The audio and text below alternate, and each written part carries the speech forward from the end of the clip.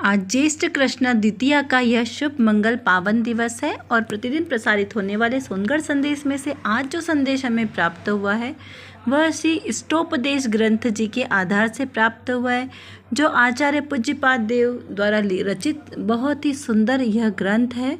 इसके 90वें नंबर के श्लोक के आधार से यह संदेश प्राप्त हुआ है। तो पहले पढ़ते हैं मूल श्लोक। दिग्देशोभ्य खगाएत्य संवसन्ति नगे नगे स्वस्वकार्यवशाध्यन्ति देशे दिक्षु प्रगे प्रगे। अर्थात संसार का स्वरूप बताता हुआ यह श्लोक, इसमें यह एक उदाहरण दिया है पक्षियों के समूह का कि पक्षीगण पूर्वाधिक दिशाओं में और अंग बंग आदि देशों में जाकर वृक्षों पर निवास करते हैं और प्रातःकाल होने पर अपने अपने कार्य में निमग्न हो जाते हैं, अलग अलग देशों और दिशाओं में चले जाते हैं। इस प्रकार संसारी जीव भी नरक आदि गति स्थानों में आकर कुटुंब में अपने आयुकाल तथा एकत्रित होकर अपने अपने आयुकाल के अंत में अनियम से देवगति आदि के स्थानों में चले जाते हैं, ऐसा विश्वास कर। इस प्रकार आचार्य देव ने गाथा के अर्थ में लिखा है। इसका क्या अर्थ कि जैसे कोई एक वृक्ष पर पक्षी अलग अलग दिशाओं में से आकर उड़ते, हम देखते हैं ना माइग्रेन का समय आता है तब कैसे दूर देशों के पक्षी भी हमारे इधर आते हैं और फिर आकर किसी एक स्थान पर बैठ जाते हैं, लेकिन कब तक बैठते हैं? जब तक उनका रात्रि विश्राम का काल है। और जैसे ही सुबह होती है और वैसे ही वो पक्षी अपनी अपनी दिशाओं में उड़ जाते हैं अपने दाना पानी के लिए।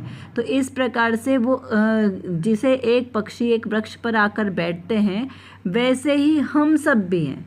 तो मनुष्यों की उपमा ऐसे पक्षियों के समूह से किए कि वैसे ही हम भी मनुष्य कैसे हैं, नाना जाति के मनुष्य, नाना प्रकार के, नाना स्वभाव के मनुष्य, ऐसे पता नहीं कहाँ कहाँ अलग अलग गतियों से परिभ्रमण करके आए हैं और एक कुटुंब के रूप में हुए। कोई माता बना, कोई पिता बना, कोई भाई बहन पुत्र मित्र, ये सब क्या है? ये सब पूर्व में कई कई भवों के जो हमारे संबंधी है वो सब आकर एक कुटुंब रूप में हुए। अब ऐसा ज़रूरी नहीं है कि सब मित्र ही बनेंगे, इसमें से कुछ हमारे पूर्व के बैरी भी हो सकते हैं, कुछ अभी नवीन हमारे मित्र भी हो सकते हैं, पूर्व के मित्र भी हो सकते हैं कि पूर्व के राग के कारण वे आकर इस भाव में हमारे साथ हो गए, और कुछ पूर्व के बैरी होंगे जिनको अपना बैर पूरा करना होगा और अब उनके पास समय नहीं है तो वो हमारे यहाँ पर पुत्र मित्र आदि बनकर आ गए। और फिर कैसे अपना बैर निकालते हैं? जैसे कोई हमारा पूर्व का कर्जदार हो, है ना, और हमने उसका कर्ज पूरा चुकाया नहीं होगा तो वो क्या होगा? वो हमारे इस भाव में या तो हमारे माता पिता बन के आएंगे या पुत्र पुत्री बन के आएंगे और किसी ऐसे ग्रसित रोग से ग्रसित होंगे जिनके बीमारी के इलाज में आपको बहुत सारा धन आपका खर्च करना पड़ेगा। क्यों? क्योंकि पूर्व में आपने उनसे धन लिया था ना और उनको दिया नहीं है, तो इस भाव में उनको आपको इस प्रकार से धन चुकाना पड़ेगा क्योंकि वो आपके पुत्र पुत्री है, तो आपका इलाज तो आपको उनका करना पड़ेगा, लेकिन इस तरीके से वो अपना बदला पूरा करते हैं। तो ऐसे बहुत सारे रीज़न ऐसे आगम में ऐसे उदाहरण आते हैं प्रथमानियों की कहानियों में कि किस प्रकार से बंध हमारा पड़ता है। देखिए मोहनी कर्म का बंध कितना है? 70 कोड़ा कोड़ी सागर का। तो 70 कोड़ा कोड़ी सागर पहले के भी परिणाम किसी के साथ आपके राग और द्वेष के होंगे तो वे आपके इस जन्म में उदय में आएंगे। तो इसीलिए कहते हैं कि मोह महा दुख रूप। ये मोह की महिमा को समझो। टोडरमल जी ने बहुत ही सुंदर शब्दों में मोक्षमार्ग प्रकाशक जी में मोह की महिमा बताई है कि किस प्रकार से जीव मोह की मदिरा में अपने अनंत भावों को व्यर्थ गवा देता है ना। मदिरा का नशा तो एक भाव में ही आपके स्वरूप को भुलाता है, लेकिन ये मोह रूपी मदिरा जो है ये अनंत भाव तक हमारे स्वरूप से हमको दूर रखती है, स्वरूप को हमारे पहचान नहीं करने देती। तो इसलिए कहा कि ऐसी संसार के स्वरूप को जानो और पहचानो। तो फिर क्या करना? क्या इन कुटुंबियों से नेह नहीं रखना?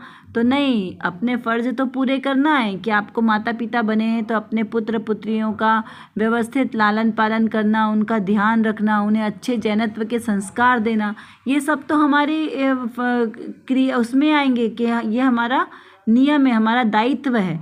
लेकिन दायित्व को निभाते निभाते भी पर में आसक्त बुद्धि नहीं रखना। क्या कहा?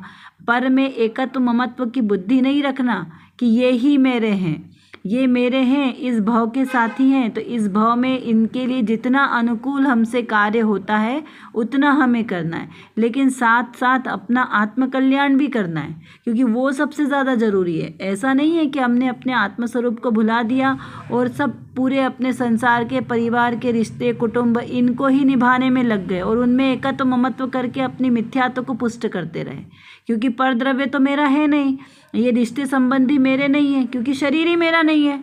जिस शरीर को मैंने अपना माना वो शरीर ही मेरा नहीं है।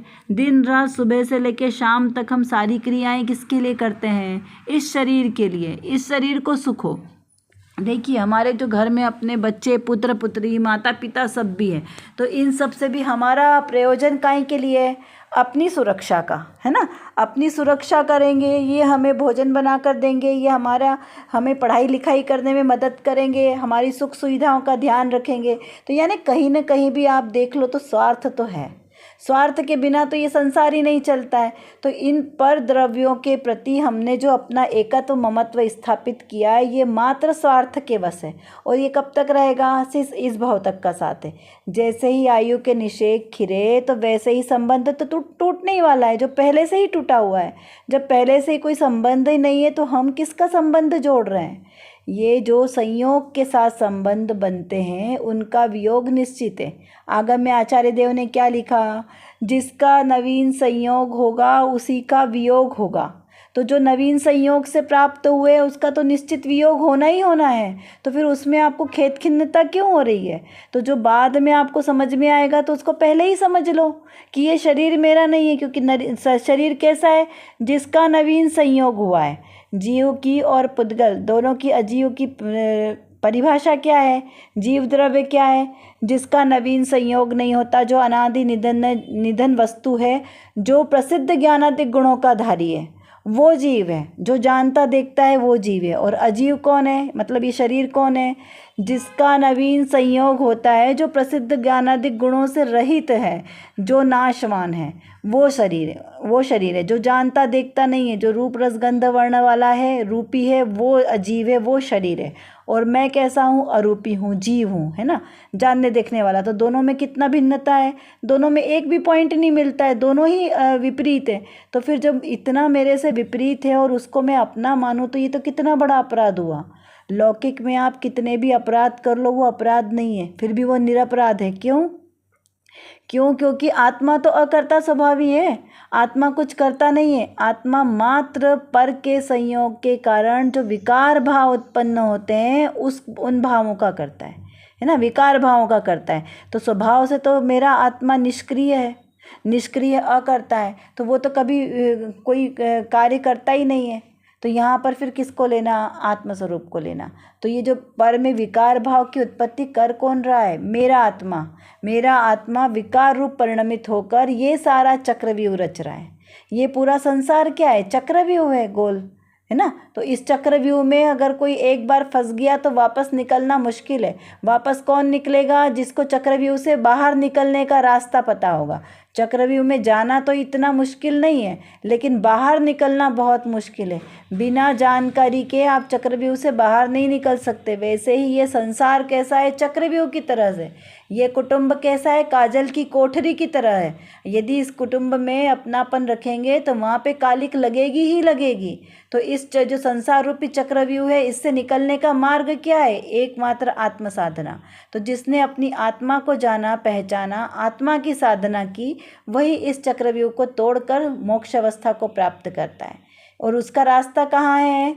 मेरे पास। किसी और के पास है क्या हमारे खजाने की चाबी? नहीं, हमारे खजाने की चाबी हमारे पास है, क्योंकि मेरी आत्मा में कितना खजाना भरा है? अनंत। अनंत गुणों का खजाना मेरी ही आत्मा में भरा है और उसकी चाबी भी मेरे ही पास है। तो अपनी आत्मा के सुख का भोग कौन करेगा? मैं स्वयं, कोई दूसरा नहीं करेगा। तो इसलिए यहाँ पे कहा कि संसार ये चक्रव्यूह है, पंछी की तरह है।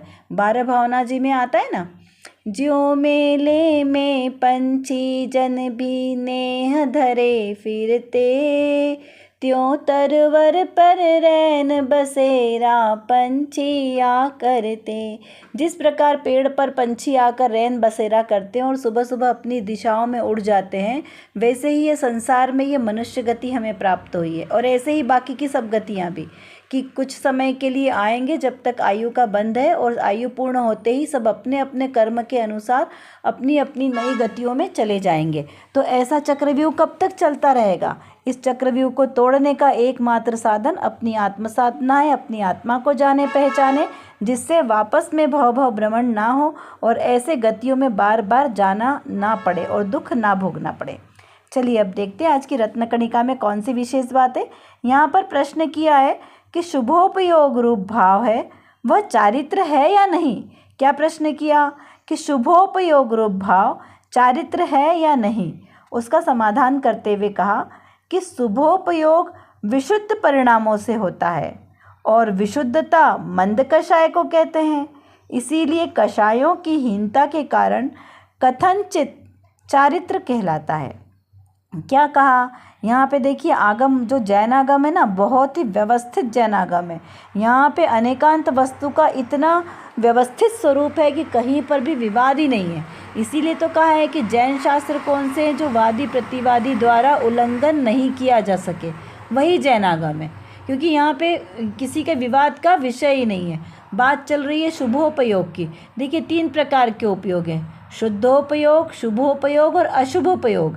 तो यहाँ शुद्धोपयोग की बात चलेगी तब आत्मा अपने आत्मस्वरूप में रमण कर रहा है, तो वो जीव तो शुद्ध ही है। लेकिन शुभोपयोग मतलब अभी उसको शुद्ध दशा प्राप्त नहीं हुई, लेकिन अशुभ दशा भी नहीं है, तो वहाँ जीव को अशुभ दशा नहीं है, तो शुभ दशा में है, तो शुभ परिणामों से मंद कषाय होती है, शुभ परिणामों में पुण्य बंध होता है। तो इसलिए यहाँ पे कहा कि शुभ परिणाम भी कथनचित यानी किसी अपेक्षा से पुण्यबंध का ही कारण है। तो पुण्यबंध का कारण होने से वो भी मोक्ष का ही मार्ग है परंपरा से। क्यों? क्योंकि अशुभ में तो जीव को उपयोग लगेगा नहीं। धर्म का ग्रहण तो कब होगा? जब कषाय की मंदता होगी, तभी ग्रहण हो। मंद कषाय में ही जीव को धर्म का ग्रहण होगा। तो उस अपेक्षा से यहाँ पर उसको भी अच्छा बताया है। जैसे गुरुदेव श्री बहुत अच्छा एक उदाहरण देते हैं कि जैसे जिस जीव को किसी को नदी पार करनी हो तो वो कैसे कब पार करेगा? तो जब नदी का वेग कम होता है उस समय नदी पार कर लेनी चाहिए। और जिस समय यदि डैम से पानी छोड़ा जाए और एकदम से पानी बढ़ जाता है तब आप उसी नदी में आप पार नहीं कर सकते, लेकिन जब उसका वेग कम होगा तब आप पार कर सकते हो। तो वैसे ही तीव्र कषाय में जीव को धर्म ग्रहण नहीं होगा, मंद कषाय में जीव धर्म को ग्रहण करेगा। तो इस प्रकार इसको यहाँ पर समझना है। अभी श्रोता ने एक और प्रश्न किया है कि देवशास्त्र गुरु शील तप संयम आदि में अत्यंत राग रूप प्रवर्तन करते हुए भी उसे मंद कषाय कैसे रह सकती है। क्या प्रश्न किया कि कहा कि देवशास्त्र गुरु के प्रति श्रद्धा रखना है तो वो सम्यक दर्शन का कारण है। तो यहाँ पे देवशास्त्र गुरु शील तप संयम आदि में अत्यंत राग रूप प्रवर्तन करते हुए भी उसे मंद कषाय कैसे रह सकती है? क्या वो शुद्धोपयोग की दशा नहीं है? ऐसा उसको शंका है। तो उसका समाधान करते हुए पुरुषार्थ सिद्धोपाय जी ग्रंथ की 39 गाथा के आधार से आचार्य अमृत देव जी कहते हैं। क्या कहा आचार्य देव ने कि विषय कषायादि के राग की अपेक्षा तो वह शुभ उपयोग का परिणाम मंद कषाय ही है, क्योंकि उसके राग में क्रोध मान माया तो है ही नहीं। अब रहा प्रीति भाव की अपेक्षा से लोभ कषाय, किंतु वह भी सांसारिक प्रयोजन युक्त नहीं है, अतः उसकी भी मंदता है। यहाँ भी ज्ञानी जीव राग भाव से प्रेरित होता हुआ अशुभ राग को छोड़कर शुभ राग में प्रवर्तन करता है, किंतु उस शुभ राग को उपादेय रूप श्रद्धा नहीं करता, अपितु उसे अपने शुद्धोपयोग रूप चारित्र के लिए मलिनता का ही कारण जानता है। अशुभोपयोग में तो कषायों की तीव्रता हुई, अतः वह तो किसी भी प्रकार से चारित्र संज्ञा को प्राप्त नहीं हो सकती। यहाँ पर क्या बताया कि जो अशुभोपयोग है, अशुभ कषाय में तो कषायों की तीव्रता है और वो किसी भी प्रकार से चारित्र नहीं है। चारित्र क्या, ज्ञान भी नहीं है, वो सम्यक का तो बहुत दूर दूर तक उससे वास्ता ही नहीं है। तो यहाँ पे कहा कि वो तो चारित्र में समाहित ही नहीं है, तो उसकी बात यहाँ नहीं है। अशुभोपयोग की बात ही नहीं चल रही है यहाँ पर, तो शुभोपयोग की बात चल रही है, जहाँ पे मंद कषाय है। देखिए, कषायों की मंदता होने से क्या फ़ायदा है और कषायों की तीव्रता होने का क्या नुकसान है। जब तीव्र कषाय में जीव अपने स्वरूप को भूल जाता है ना, और तीव्र कषाय में जीव को अपना और स्वपर का ज्ञान ही नहीं होता, तो उस कारण क्या करेगा, वो विपरीत आचरण करेगा। आप लौकिक में भी देख लो कि जो व्यक्ति को बहुत ज़्यादा गुस्सा आता है, उसको स्वपर का विवेक नहीं रहता, उसे नहीं पता है कि अच्छा क्या है, बुरा कहाँ है, कब किसके सामने क्या बात बोलना है, कब कितना गुस्सा करना है, गुस्से में उससे क्या शब्द निकल रहे हैं, उसको कुछ पता नहीं चलता। वो गुस्से में भगवान के सामने, जिनेंद्र भगवान के मंदिर में जाकर भी गालियाँ दे सकता है। क्यों? क्योंकि गुस्से में जीव अपना विवेक खो देता है। इसीलिए क्रोध को महाविधान बोला है कि क्रोध महाशांति विधान, सज्जन वही हमेशा करे, क्रोध कभी नहीं करे, क्योंकि क्रोध जीव को खुद को ही हानि पहुंचाता है, दूसरों को नहीं, खुद को ज़्यादा हानि पहुंचाता है। इसीलिए यहाँ पे जो अशुभ कषाय है, अशुभ कषायों की तो बात ही नहीं चल रही, क्योंकि अशुभ कषाय वाला जीव नियम से 5 इंद्रिय के विषयों में लिप्त होगा। लेकिन जो जीव मंद कषाय के द्वारा सच्चे देव शास्त्र गुरु की आराधना में रत है, संयम, शील, तप, व्रत आदि, अणुव्रत आदि गुणों को धारण करता है, श्रावक के सठ आवश्यक का पालन करता है, तो ऐसे जीव को मंद कषाय है। क्योंकि कषाय की मंदता है ना, 5 इंद्रिय के विषयों से विरक्ति होगी तभी तो कषाय की मंदता होगी, और तभी जीव को आत्म कल्याण के परिणाम आएंगे। कब? जब इन 5 इंद्रिय के विषयों की जो अति लोलुपता हम देखते हैं दूसरों में, वैसे ही धार्मिक जीवों में उतनी लोलुपता नहीं होती। भाई, अब जितना उनका भूमिका अनुसार जितने परिणाम होंगे वो तो रहेंगे, लेकिन अति आसक्ति के परिणाम जीवों में नहीं होते हैं। तो वो परिणाम कैसे हैं उसके? शुभोपयोग के परिणाम है। तो शुभोपयोग के काल में जीव को क्रोधमान तो उस समय भी होगा। क्यों होगा? क्योंकि कषाय चौकड़ी तो बची है ना। कषाय चौकड़ी कितनी है? 4 प्रकार की कषाय चौकड़ी है। तो अनंतानुबंधी कषाय चौकड़ी मिथ्या तो गुणस्थान वाले को, जिसको अभी तीव्र कषाय का उदय है। भले ही अब हम सोचे कि जो जीव अभी वर्तमान में जिसको अनंतानुबंधी का उदय है, लेकिन वो क्रोध तो नहीं कर रहा, तो क्रोध करता हुआ दिखे तब आपको लगेगा कि ये क्रोधी है। तो ऐसा नहीं है, जरूरी नहीं है कि क्रोध करता हुआ जीव दिखेगा कि तीव्र क्रोधी है तो ही उसे क्रोधी कहेंगे। कषाय के परिणाम अंतरंग में भी होते हैं, अंतर के परिणामों में कषाय भाव भी रहता है। कहते हैं ना उसको रुंधा हुआ कषाय, जरूरी नहीं कि बाहर आएगा। तो यहाँ पे अनंतानुबंधी से कषाय के परिणामों को तीव्रता और मंदता को जोड़ते हैं कि जो अनंतानुबंधी 4 प्रकार की कषाय है वो तीव्र परिणाम वाली है। इसलिए जब तीव्र परिणाम वाली अनंतानुबंधी कषाय चौकड़ी है तो उस समय जीव को धर्म ग्रहण ही नहीं होता। जीव को धर्म ग्रहण कब होगा? जब अनंतानुबंधी कषाय चौकड़ी का अभाव होगा और अप्रत्याख्यान कषाय चौकड़ी आएगी। तो 4 कषाय का अभाव होगा, और जब 4 कषाय रहेगी उस समय धर्म ग्रहण होगा, और उस समय उसकी सम्यक दर्शन की भूमिका है, क्योंकि सम्यक दृष्टि जीव अनंतानुबंधी 4 कषायों के अभाव से सम्यक दर्शन की प्राप्ति होती है। उसके बाद व्रतादिक लेने के, संयम, तप, शील, ये व्रतादिक लेने के भाव कब होंगे? जब और कषायों में मंदता होगी। और धीरे धीरे देखिए उत्तरोत्तर कषायों की मंदता बढ़ती जा रही है। अभी यहाँ पे 1 कषाय चौकड़ी के भाव में थोड़ी मंदता हुई, जिससे श्रद्धान पक्का हुआ, 5 इंद्रिय के विषयों से विरक्ति के परिणाम हुए, फिर और ज़्यादा विरक्ति के परिणाम हुए, और ज़्यादा मंद कषाय हुई, तब 4 अप्रत्याख्यान चौकड़ी कषाय उसका भी अभाव हुआ। यानी 2 कषाय चौकड़ी का अभाव हुए, और उससे फिर क्या भाव हुए? सहजी व्रतादिक लेने के परिणाम हुए। सहजी अणुव्रतादिक, किसी के बोलने से नहीं लेगा जीव कि अरे तुम तो इतना धर्म स्वाध्याय करते हो तो पहले व्रतादिक लेके तो दिखाओ।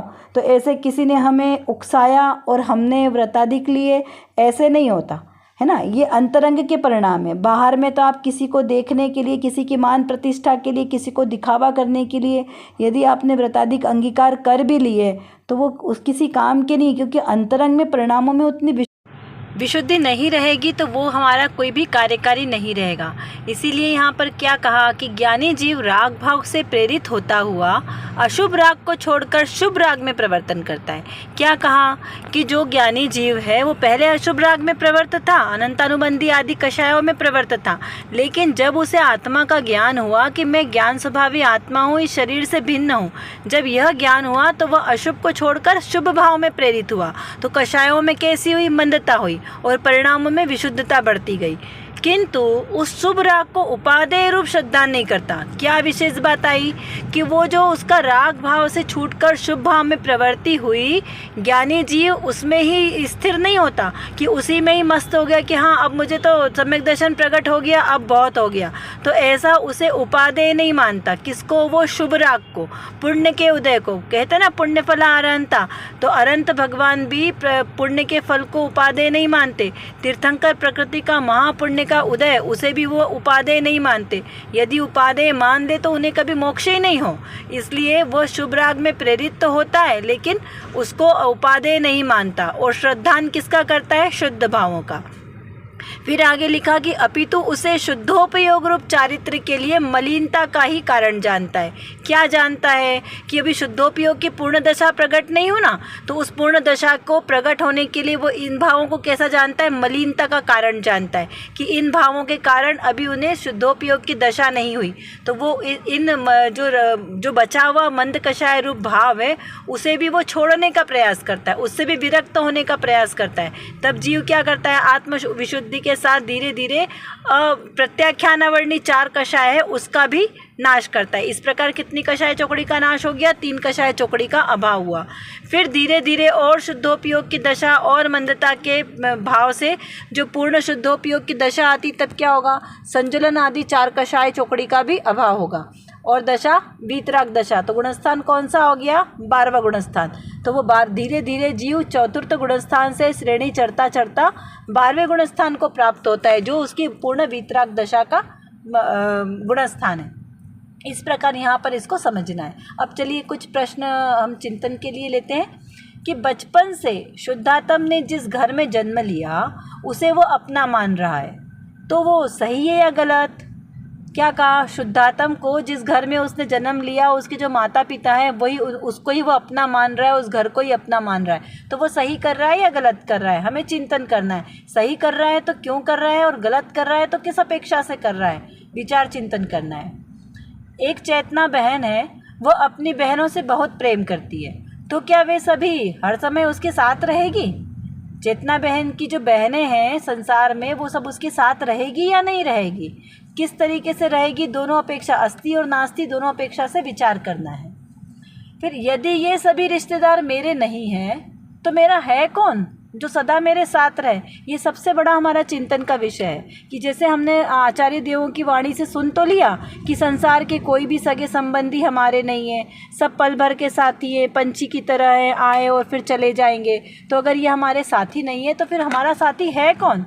इसका विचार चिंतन हमें गहराई से करना है कि मेरा आत्मा ही मेरा गुरु है ना। मेरे आत्मा के सिवा मेरा और कोई सगा संबंधी नहीं है। तो हमें अपने परिणामों की शुद्धता अपने आत्म स्वरूप को जानने पहचानने में करनी है। कर विचार तो पाम, हम जितना विचार करेंगे उतना ही हमारा विषय क्लियर होगा, क्योंकि हमारे पास समय की कमी है और जानना बहुत ज़्यादा है। और किसको जानना है? अपने ही ज्ञायक स्वभाव को जानना है। तो जब तक हम अपने इस ज्ञायक स्वभाव को नहीं जानेंगे तब तक हमारा कोई भी कार्य सिद्ध नहीं हो सकता। तो एकमात्र जो मेरे अंदर मतलब मेरे आत्म स्वभाव में जो ज्ञान नाम का विशेष गुण है, इस गुण को एकमात्र अपने ज्ञायक स्वभाव को जानने में लगाएं तो निर्विकल्प दशा की प्राप्ति होगी। और इस निर्विकल्प दशा के ही आश्रय से हमें शाश्वत सुख की प्राप्ति होगी। तो वो शाश्वत सुख हमें प्राप्त हो, इसीलिए पुरुषार्थ करना आवश्यक है। उसके लिए व्यवहार से तो सच्चे वीतरागी देवशास्त्र गुरु का आश्रय लेना योग्य है, और निश्चय नय से मेरी निज शुद्धात्मा का आश्रय लेना ही सर्वश्रेष्ठ उपाय है। अभी के लिए बस इतना ही। विशेष चर्चा हम आगे की कक्षाओं में करेंगे। तब तक हम अपने आत्मस्वरूप को जानें, पहचानें और उसी में लीन रहें। इसी विशेष मंगल भावना के साथ आप सभी को सादर जय जिनेंद्र।